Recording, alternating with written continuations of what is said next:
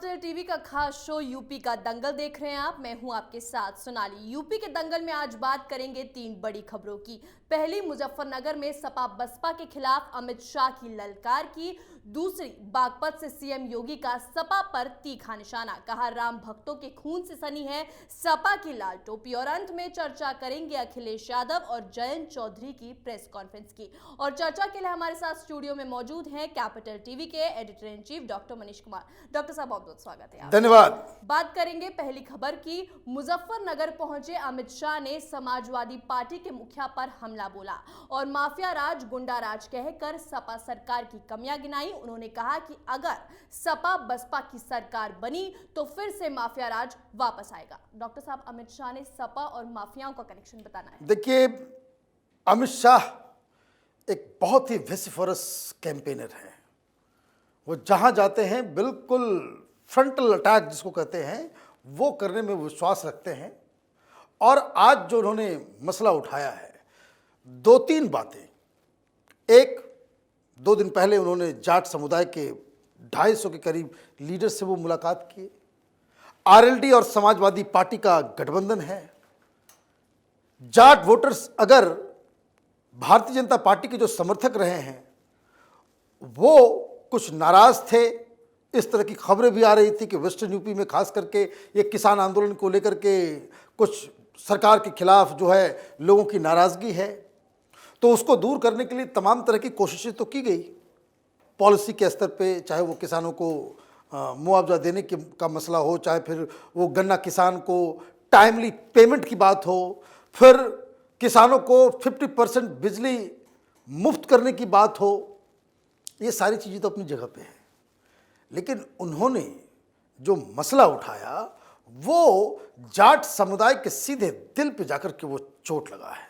वो क्या इन्होंने कहा? इन्होंने कहा कि देखिए, ये जो आरएलडी के जयंत चौधरी हैं ये तो अभी साथ में नजर आ रहे हैं अखिलेश यादव के, बाद में ये साथ में नजर नहीं आएंगे। आप वोट दोगे आरएलडी को ये समझ के कि आप जयंत चौधरी को जिता रहे हो और सरकार बन जाएगी अखिलेश यादव की, तो वहां पे आ जाएंगे मुख्तार, वहां पे आ जाएंगे आजम खान, वहां पे आ जाएंगे अलग अलग बाहुबली। और उन्होंने कहा कि ये बात नहीं भूलना चाहिए कि जब इन लोगों की सरकार थी तो मुजफ्फरनगर में दंगे हुए थे। दंगे की याद को उन्होंने ताज़ा भी किया और हमारे रिपोर्टर्स भी अलग अलग जाट गांवों में जा रहे हैं। ये अंदर एक तो नाराज़गी है ही कि जयंत चौधरी अगर भारतीय जनता पार्टी के साथ इन्होंने गठबंधन कर लिया होता, सारी की सारी सीटें यहाँ पे जो है वो चली गई होती। लेकिन इन्होंने अखिलेश यादव के साथ गठबंधन करके जाटों के उस दर्द को कम नहीं किया, बल्कि उसके ऊपर मिर्ची डालने का काम किया है।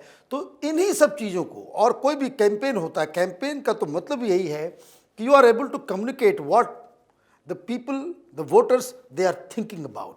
तो होता ये है कि जो बातें अंदर अंदर चल रही हैं, तो तमाम जो 250 लीडर जो जाट समुदाय से जो मिले, उनकी बातों को, उनके साथ जो इंटरेक्शन हुआ, जो फीडबैक उन्होंने लिया, आज उसी का प्रदर्शन अमित शाह मुजफ्फरपुर में कर रहे थे। जी डॉक्टर साहब, बात करते हैं दूसरी खबर की। उत्तर प्रदेश के चुनाव नजदीक आ चुके हैं और सभी पार्टियां जगह जगह जाकर लोगों से बातचीत करी हैं। सभी पार्टियां एक दूसरे पर निशाना साधने में जुट गई हैं। ऐसे में अब सीएम योगी आदित्यनाथ ने भी समाजवादी पार्टी पर निशाना साधा है। सीएम योगी ने कहा कि मुजफ्फरनगर दंगों के दौरान 60 से ज्यादा हिंदू मारे गए और 1500 से ज्यादा हिंदुओं को सलाखों के पीछे डाल दिया गया। ये समाजवादी पार्टी की पहचान है। उनकी टोपी निर्दोष राम भक्तों के खून से रंगी हुई है। डॉक्टर साहब, लाल टोपी और लाल खून, क्या कहना चाहिए? देखिए, ये बात जैसे कि मैंने कहा, लगातार हम लोग यूपी के दंगल में पिछले 5-6 महीने से इस बात को हम कहते चले आ रहे हैं कि कुछ मुद्दे ऐसे हैं जिसमें भारतीय जनता पार्टी चैंपियन है। अब दंगे तो हुए और जो हिंदू पॉपुलेशन है इस वेस्टर्न यूपी में, खास करके वो आज बागपत में थे, बागपत हो, शामली हो, मुजफ्फरनगर हो, यहाँ जो दंगे हुए थे तो मालूम ये चल रहा था कि जो लोग ये समझ लीजिए ये अन्याय हुआ है और वहां की जनता इस चीज को लगातार फील भी कर रही थी और इसलिए 2013 में दंगे हुए उसके बाद से लगातार भारतीय जनता पार्टी इस पूरे इलाके में स्वीप करते आ रही है। आरएलडी का भी नामो निशान, जयंत चौधरी अपनी सीट हार गए। अभी समझिए वो इसलिए क्योंकि एक तो दंगा हुआ, हिंदू परिवार के लोग मारे भी गए और इनके ऊपर ही केस ठोक दिया गया। और तो और ये जो आप ये समझिए, कुछ तो हमारे जो पब्लिक ओपिनियन प्रोग्राम है आप देखेंगे तो उसमें लोग आपको ये कहते हुए पाए जाएंगे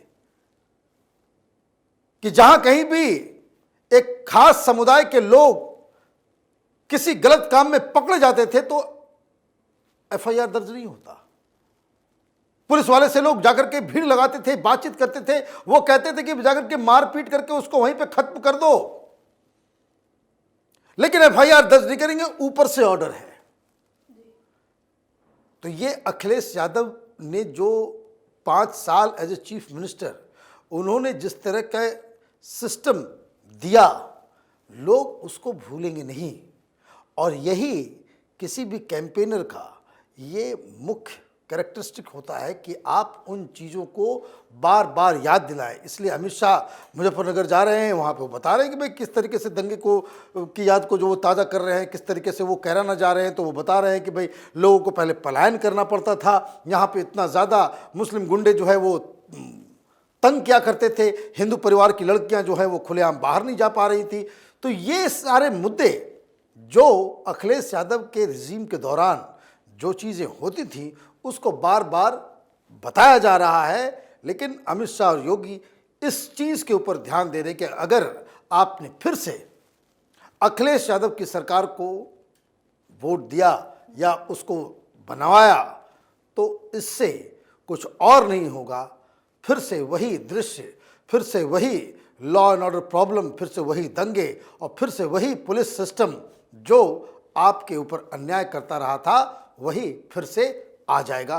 तो ये कैंपेन का एक मुख्य मुद्दा, मेन इसको कह सकते हैं कि अब आप कि भारतीय जनता पार्टी अपने ओरिजिनल इस तरह के मुद्दों के ऊपर वो आ गई। और जैसे जैसे थर्ड फेज के बाद ये अयोध्या के नज़दीक पहुंचेगा तो अयोध्या के ऊपर कैंपेन पूरा फोकस हो जाएगा।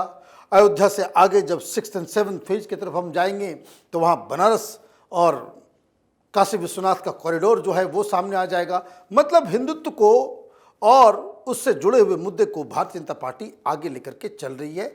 ये उनका कैंपेन का पूरा मुख्य केंद्र है। जी डॉक्टर साहब, बात करते हैं तीसरी खबर की। गाजियाबाद में समाजवादी पार्टी के मुखिया और आरएलडी के राष्ट्रीय अध्यक्ष जयंत चौधरी ने ज्वाइंट प्रेस कॉन्फ्रेंस की। इस दौरान अखिलेश यादव ने बीजेपी पर जमकर हमला किया।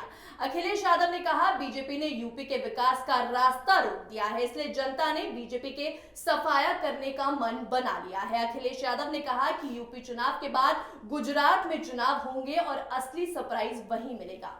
डॉक्टर साहब, ये क्या उनके मुंगेरी लाल के सपने हैं कि बीजेपी का सफाया हो जाएगा? देखिए, वो एक पॉलिटिकल लीडर हैं, उन्होंने गठबंधन किया इस इलाके में ये सोचते हुए कि आरएलडी बेसिकली एक जाट समुदाय की पार्टी मानी जा रही थी। हालांकि पिछले 3-4 चुनावों से उनको उस तरह का समर्थन मिल नहीं रहा है जाटों का, लेकिन फिर भी ये उनका अधिकार है कि भाई वो उस तरह के मुद्दों को उठाए। लेकिन दिक्कत ये हो रही है कि समाजवादी पार्टी विपक्ष को लगातार कुछ न कुछ इस तरह के मुद्दे दे रही है कि जिससे परेशानी हो रही है। अब जैसे वो साथ साथ तो नज़र आ रहे हैं, लेकिन इन लोगों की बॉडी लैंग्वेज जो है वो एक चैलेंजर वाली नज़र नहीं आ रही। हो क्या रहा है, जयंत ने आज एक बात कह दी कि भाई भारतीय जनता पार्टी धर्म के मुद्दों को उठाती है। भाई दंगे हुए थे ना, वो तो धर्म के आधार पे ही होते हैं। धर्म के आधार पे ही अखिलेश यादव की सरकार के दौरान पुलिस वाले हिसाब किताब करते थे। जो मुस्लिम अपराधी है, गैंगस्टर है, उसके ऊपर कोई कार्रवाई नहीं, एफआईआर तक नहीं। जो लोग पीड़ित होते थे उनको ही आरोपी बना दिया जाता था। यह भी एक हकीकत है। लेकिन दिक्कत क्या हो रही है कि अगर आप हिंदू मुस्लिम के मुद्दों को साइड करना चाहते हैं तो फिर आपको तो सिर्फ भाषणबाजी या प्रेस में बोलने से तो काम चलेगा नहीं। आपको तो यह भी बताना पड़ेगा भाई कितने लोगों को आपने टिकट दिए। अब पूरे वेस्टर्न यूपी में सबसे ज्यादा वहां मुस्लिम उम्मीदवार आप खड़े कर रहे हो, तब तो लोग सवाल पूछेंगे। भारतीय जनता पार्टी ने, आप ये समझिए भारतीय जनता पार्टी के सब तो कोई नहीं, लेकिन रामपुर में एक जो है आप एक उम्मीदवार वो अपना दल से वो वहां पे उनको टिकट दिया गया है। अदरवाइज आप मुस्लिम समुदाय को भारतीय जनता पार्टी की तरफ से एक भी टिकट नहीं दी गई है।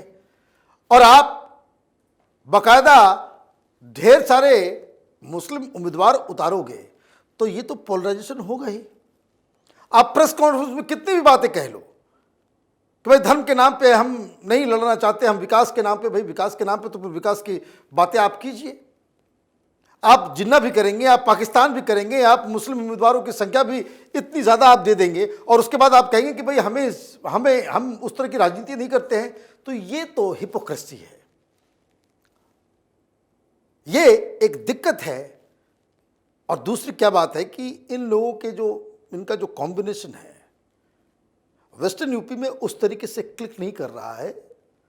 और पता नहीं कुछ प्रचार तंत्र में इनकी कुछ खामियां हैं कि वो क्लिक होता नजर भी नहीं आ रहा। जैसे पिछली बार अखिलेश यादव और कांग्रेस पार्टी, इन दोनों की गठबंधन था, समाजवादी पार्टी और इसका, तो जो प्रचार तंत्र था मीडिया में, यूपी के दो लड़के इस तरीके का एक vibe they were able to create. अभी जो अखिलेश यादव का गठबंधन जो बना है वो इसको कह सकते हैं कि वो स्पार्क जिससे होता है कि लोग इंप्रेस हो जाए, वो स्पार्क इस गठबंधन में नजर बिल्कुल नहीं आ रहा है। और बार बार अब आप पता चल रहा है आप एक पोटली लेके चल रहे हैं अनाज को लेकर के, भाई किसानों की बात आप कर रहे हो, लेकिन ये बात सबको मालूम है किसान कभी कोई वोट बैंक नहीं रहा हिंदुस्तान में। किसी भी राज्य में किसान कोई वोट बैंक नहीं होता। मुस्लिम वोट बैंक होते हैं, दलित होते हैं, ओबीसी हो सकते हैं, सर्टेन कास्ट ग्रुप जो है वो हो जाता है। किसान एक ऐसा कैटेगरी है कि जिसको आप कह सकते हैं कि वो नॉन एग्जिस्टेंट एज ए, माने चुनाव की दृष्टि से। तो इनकी कोशिश है, बेस्ट ऑफ लक, कि भाई कितना उनको ये कोशिश जो उनकी जो है कि किसानों को संगठित करके किसान के नाम पे, एग्रीकल्चर प्रॉब्लम के नाम पे जो है आप लोगों को जो है आप अपनी तरफ समर्थन उनका ले सकते हैं। तो ये वो ट्राई कर रहे हैं, उनका अधिकार है। लेकिन जो भी हो, चुनाव कोई भी हो, छोटे से छोटे, बड़े से बड़े, कितना भी रिजल्ट एक तरफा आए, चुनाव टफ होता है, हर चुनाव टफ होता है। मैं बस एक एग्जाम्पल देता हूँ। जैसे बंगाल में जिस तरह से प्रचार प्रसार और पूरा ये हो, कोई ये नहीं जान रहा था कि ममता बनर्जी 300 के ऊपर बिल्कुल ही स्वीप कर जाएगी, किसी ने ये नहीं सोचा था। लेकिन जब चुनाव चल रहे थे तो लग रहा था कि भाई कोई भी जीत सकता है, बड़े बड़े जो प्रेडिक्शंस थे वो फेल हो गए। यही हाल यूपी के चुनाव में भी होने वाला है। कई सारी चीज़ें मीडिया में नज़र आ रही हैं, बयानों में नज़र आ रहा है, सोशल मीडिया में नज़र आ रहा है, लेकिन जनता एक इसको कह सकते हैं कि क्लियर कट वर्डिक्ट देगी, ऐसा ही यूपी में होगा। बहुत बहुत शुक्रिया डॉक्टर साहब बातचीत के लिए। धन्यवाद। तो बीजेपी के चाणक्य अमित शाह और बीजेपी के फायर ब्रांड नेता सीएम योगी यूपी के दंगल में जी जान से जुटे हैं। वहीं दूसरी तरफ सपा भी बीजेपी पर हमला बोलकर सुर्खियां बटोर रही है। अब देखना यह होगा इस महारण में किसकी जीत होगी। यूपी का दंगल में आज के लिए इतना ही। देखते रहिए कैपिटल टीवी। नमस्कार।